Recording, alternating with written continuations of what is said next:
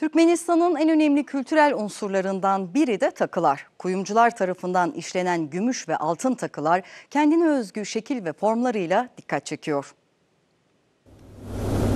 Baş tacı gubbalar, selpeli gül yakalar. Gerdanlıklar için büyük emek harcanıyor, sabırla işleniyor. Geleneksel Türkmen takı sanatı Türkmenistan'ın en önemli kültür değerlerinden. Bu değerleri yaşatan ustalardan biri de Mari eyaletinde yaşayan Tılla Atageldiyeva.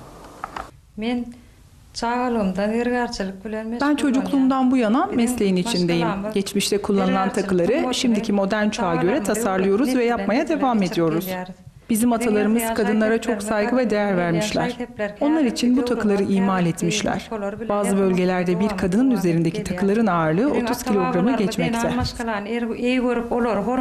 Takıları kadının statüsü hakkında da bilgi veriyor.